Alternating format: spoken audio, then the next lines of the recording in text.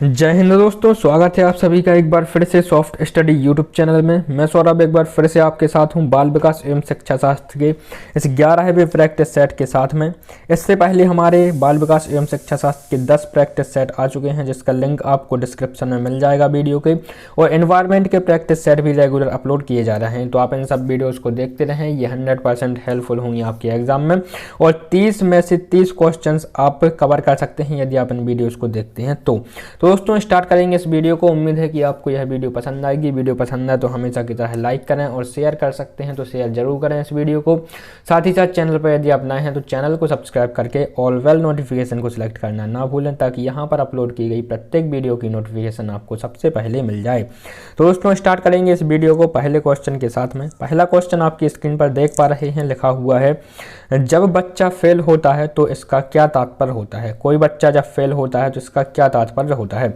Option की तरफ चलते हैं। ऑप्शन आ है बच्चों ने उत्तर को सही तरीके से याद नहीं किया है, बच्चे को प्राइवेट ट्यूशन लेनी चाहिए थी, व्यवस्थाएं फेल हुई हैं ना कि बच्चा पढ़ाई के लिए योग्य नहीं है। तो इसका जो हमारा आंसर हो जाएगा ऑप्शन नंबर सी। ठीक है, व्यवस्थाएं फेल हुई हैं, ऑप्शन सी इसका करेक्ट हो जाएगा।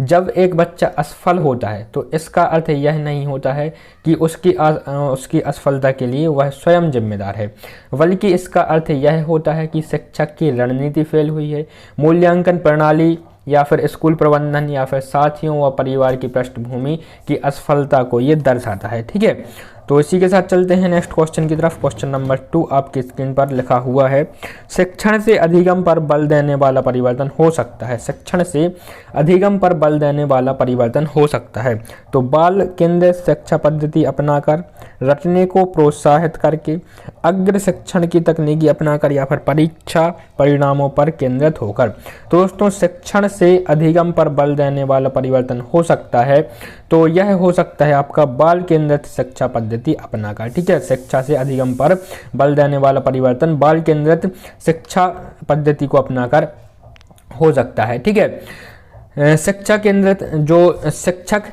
केंद्रित शिक्षण होता है उसके बजाय बच्चा यदि बाल जो शिक्षा होती है बाल केंद्रित शिक्षण व्यवस्था को अपनाया जाए तो प्रशिक्षक भी अधिगम पर अधिक जोर देते हैं। यह एक बच्चे की क्षमताओं व आवश्यकताओं के अनुसार अधिगम को बढ़ाती है बाल केंद्रित शिक्षा। ठीक है, नेक्स्ट क्वेश्चन है क्वेश्चन नंबर 3 लिखा हुआ है बीजों का अंकुरण संकल्पना के शिक्षण की सबसे प्रभावी पद्धति है। बीजों का अंकुरण संकल्पना के शिक्षण की सबसे प्रभावी पद्धति है विद्यार्थियों द्वारा पौधों के बीज बोना और उनके अंकुरण के चरणों का अवलोकन करना, श्याम पट पर चित्र बनाकर बीज वृद्धि के चित्र दिखाना, या फिर विस्तृत व्याख्या करना। तो इसका जो सबसे सही पद्धति होगी वो यही होगी कि विद्यार्थियों द्वारा पौधों के बीज बोना एवं उनके अंकुरण के चरणों का अवलोकन कराया जाए, क्योंकि यह जो बीज बोने की प्रक्रिया है यह इतनी जटिल, इतनी बृहद नहीं है कि इसे प्रत्यक्ष तौर पर ना कराया जा सके। इसलिए इसकी सबसे सही प्रभावी पद्धति यही होगी कि विद्यार्थियों से बीजों को बोने के लिए बोला जाए और उनके अंकुरण के सभी चरणों का उन्हें समय पर अवलोकन कराया जाए जितने दिन में बीज का अंकुरण होता है। ठीक है, नेक्स्ट क्वेश्चन की तरफ चलते हैं। क्वेश्चन नंबर 4 लिखा है समावेशी शिक्षा। समावेशी शिक्षा कक्षा में विविधता का उत्सव मनाती है, दाखिले संबंधी कठोर प्रक्रियाओं को बढ़ावा देती है, तथ्यों की शिक्षा से संबंधित है, या फिर हाशिए पर स्थित वर्गों से शिक्षकों को सम्मिलित करने से संबंधित है। तो इसका जो आंसर हो जाता है जो समावेशी शिक्षा है यह कक्षा में विविधता का उत्सव मनाती है। समावेशी शिक्षा कक्षा में विविधताओं का उत्सव मनाती है, विभिन्न क्षमताओं वाले छात्रों को बगैर किसी भेदभाव के साथ पढ़ाया जाता है। ज्वाइंट क्लास, हम सभी ने ज्वाइंट क्लास ली है। जब देखते हैं जब किसी भी कक्षा में विद्यार्थी कम होते हैं तो अक्सर टीचर लोग ऐसा करते थे किसी एक क्लास में बैठा के ज्वाइंट क्लास को लेते थे। ठीक है, तो वो ज्वाइंट क्लास जो है वह समावेशी शिक्षा का एक उदाहरण है, ये आपको याद रखना है। तो इस प्रकार से जो समावेशी शिक्षा होती है कक्षा में विविधता का उत्सव मनाती है। ठीक है, नेक्स्ट क्वेश्चन की तरफ चलते हैं। क्वेश्चन नंबर 5 लिखा हुआ है, निम्नलिखित में से कौन सा वस्तुनिष्ठ प्रश्न है? निम्नलिखित में से कौन सा वस्तुनिष्ठ प्रश्न है? लघु उत्तरात्मक प्रश्न, मुक्त उत्तर वाला प्रश्न, सत्य या असत्य, या फिर निबंधात्मक प्रश्न।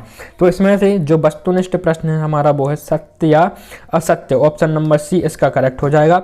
जो सत्य या असत्य वाले प्रश्न होते हैं, वन लाइनर होते हैं, सत्य या असत्य आपको सिलेक्ट करना होता है, ये वस्तुनिष्ठ प्रश्न की श्रेणी में आते हैं। ठीक है, नेक्स्ट क्वेश्चन है, और इसके अलावा जो वस्तुनिष्ठ प्रश्न की श्रेणी में आते हैं, एक तो यही जो यहाँ पर क्वेश्चंस को हम कवर कर रहे हैं ये भी वस्तुनिष्ठ प्रश्न है। खालिस्तान वाले प्रश्न होते हैं वो भी वस्तुनिष्ठ प्रश्न होते हैं। ठीक है, एक विकल्प एक में आंसर चुनना होता है तो वो भी वस्तुनिष्ठ प्रश्न होते हैं। ठीक है, तो इसी के साथ चलते हैं नेक्स्ट क्वेश्चन की तरफ। क्वेश्चन नंबर 6 यहाँ पर है, लिखा हुआ है, निम्नलिखित में से कौन सी प्रगतिशील शिक्षा की विशेषता है? निम्नलिखित में से कौन सी प्रगतिशील शिक्षा की विशेषता है?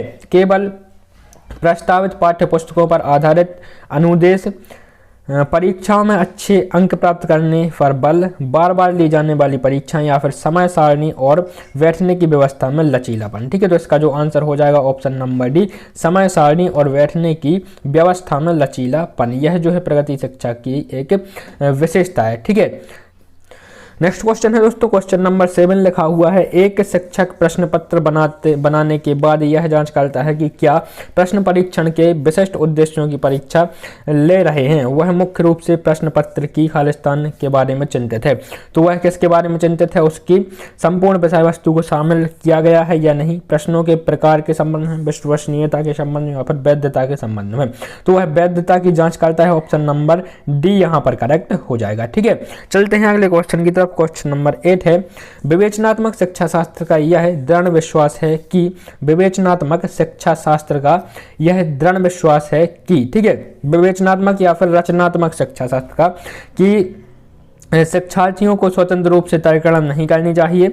बच्चे स्कूल से बाहर क्या सीखते हैं यह अप्रासंगिक है।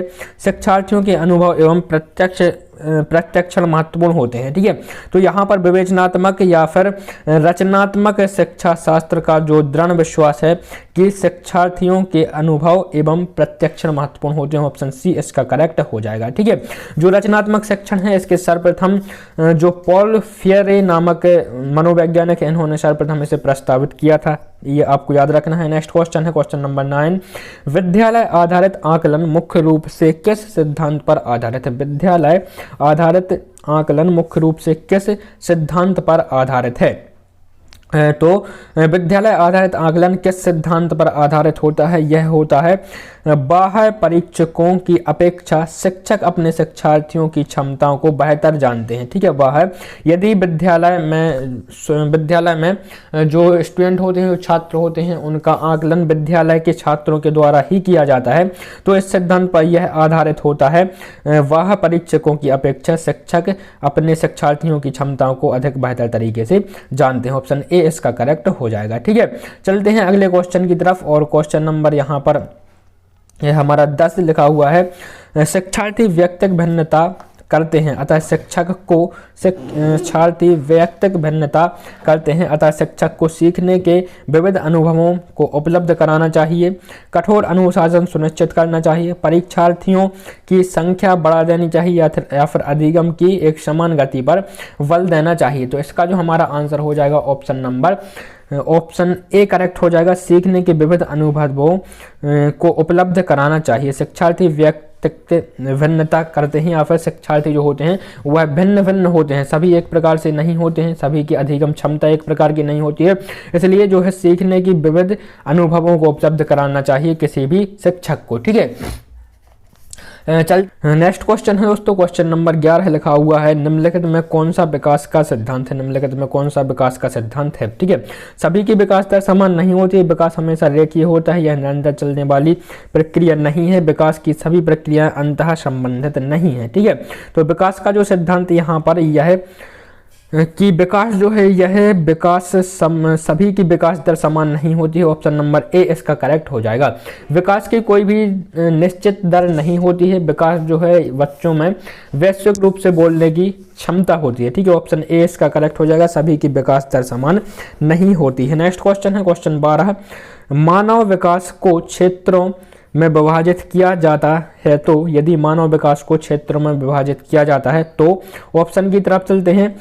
शारीरिक, संज्ञानात्मक, संवेगात्मक और जो है, ठीक है, मानव विकास को क्षेत्रों में विभाजित किया जाता है जो है, तो कितने क्षेत्रों में मानव विकास को विभाजित किया जा सकता है। तो यहाँ पर ऑप्शन दिए गए हैं, तो हम डायरेक्ट आंसर की बात करते हैं। यहाँ पर हमारा आंसर हो जाएगा मनोवैज्ञानिक विकास, संज्ञानात्मक विकास, संवेगात्मक विकास एवं शारीरिक विकास में मानव विकास को विभाजित किया जा सकता है। ऑप्शन सी इसका करेक्ट हो जाएगा। ठीक है, जो मानव विकास है, मानव विकास की कई क्षेत्रों में बांटा जा सकता है, जैसे ये सभी हो जाते हैं यहाँ पर। मनोवैज्ञानिक विकास, बोधात्मक विकास होता है, भावनात्मक विकास होता है, ठीक है, बोधात्मक विकास और संज्ञानात्मक विकास एक ही है यहाँ पर, इत्यादि। यहाँ पर सभी क्षेत्र परस्पर जुड़े होते हैं मानव विकास के। ठीक है, चलते हैं नेक्स्ट क्वेश्चन की तरफ। क्वेश्चन नंबर 13 लिखा हुआ है, एक शिक्षिका पाठ्य पुस्तक और फल सब्जियों के कुछ चित्रों का प्रयोग करती है। एक शिक्षिका पाठ्य पुस्तक और फल सब्जियों के कुछ चित्रों का प्रयोग करती है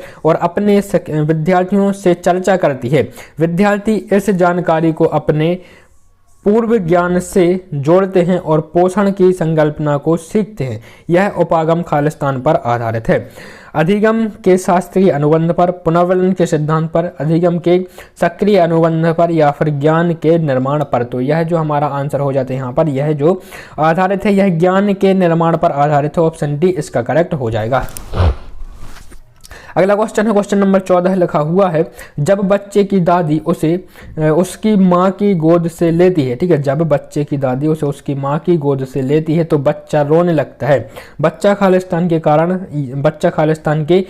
होता है। ऐसा खालिस्तान के कारण होता है या क्या है? ठीक है, तो इसके ऑप्शन है, ऑप्शन ए है सामाजिक दुश्चिंता, संवेगात्मक दुश्चिंता, अजनबी दुश्चिंता या फिर वियोग दुश्चिंता। ठीक है, तो इसका जो आंसर हो जाएगा हमारा ऑप्शन डी, वियोग दुश्चिंता। ठीक है, ऑप्शन डी इसका करेक्ट हो जाएगा। नेक्स्ट क्वेश्चन है क्वेश्चन 15, शिक्षा के संदर्भ में सामाजिकरण से तात्पर्य है। शिक्षा के संबंध में सामाजिकरण से तात्पर्य है अपने सामाजिक मानदंड बनाना, समाज में बड़ों का सम्मान करना, सामाजिक वातावरण में अनुकूलन और समायोजन करना या फिर सामाजिक मानदंडों का सदैव अनुपालन करना। ठीक है, शिक्षा के संदर्भ में सामाजिकरण से तात्पर्य है, तो इसका जो करेक्ट आंसर हो जाएगा हमारा ऑप्शन सी, सामाजिक वातावरण में अनुकूलन और समायोजन। ऑप्शन डी इसका करेक्ट हो जाएगा। तो ये थे दोस्तों 15 क्वेश्चन जो कि बाल विकास के शिक्षा शास्त्र से यहाँ पर 15 क्वेश्चंस को कवर किया। उम्मीद है कि आपको यह वीडियो पसंद आई होगी। इसके बाद में नेक्स्ट जो हमारा पार्ट होगा उसमें 15 क्वेश्चन होंगे। तो इस प्रकार से 15 क्वेश्चन शिक्षा शास्त्र के हम यहाँ पर कवर करेंगे। दोस्तों इस वीडियो में इतना ही, मुलाकात होगी आपसे नेक्स्ट वीडियो में। तब तक के लिए नमस्कार। वीडियो पसंद आई हो तो लाइक करें, शेयर करें, इसे अपने दोस्तों तक, चैनल पर नए हैं तो सब्सक्राइब जरूर करें। धन्यवाद।